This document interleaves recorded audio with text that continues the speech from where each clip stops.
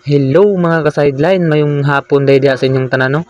O di ako nag-ilis samtang mungad tutag basak kay tambay pa man ta diri kay wala pa man ta makaagig trabaho.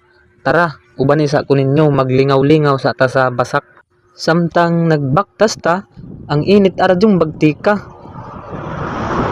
O di jud nato maagbanta ang kainit pero ato na lang agbantahon kay unsaon man nga pobre man ta ug mao day na ang among tanuman makita ninyo ug nabagtikan na jud na kaayo. Maudyoy kalisod karong tuiga kay ang huraw perting taasa makita ninyo ang tanuman arang bagtika na ug unsaon man nga mamang gud kinabuhi sa pobre kung dili mo tanom wala man poy ani ug swerte-swerte ra gud ning atong pagpananom dinhi ug sa diha makita na ninyo ang akong kauban nagkatag na sa tagod kay magsugod na tagtanom ug ako na lang pong gitabangan pagkatag kay arong madali matima.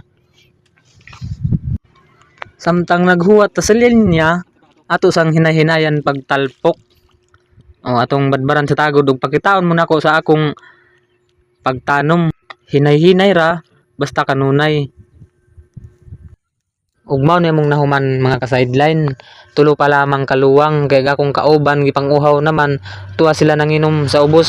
Kini atong video dili ni interesting pero malingaw pud mo ug makatawa panagsa.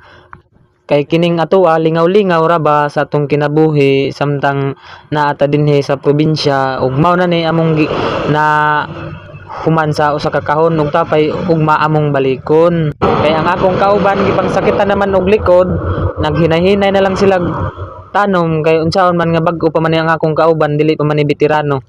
Ug diha talingit-ngit na so mag hinay-hinay na tagpanguli diri kay maghikay pa man ta mangabo naa naman ta diri sa probinsya magantos ug mag-ilob na lang ta para sa atong pamilya. Kay ang kalisod dili man ni permanente na may katalwasan ng kalisod maong kita maningkamot na lang ta para sa atong anak ug pamilya. Kung ganahan mo ni nga video palihog lang ko og like ug share para pud makita sa uban ug dinhi na lang ko ning akong video kay manguli na mi kay ngit-ngit na. So daghang salamat sa naglantaw.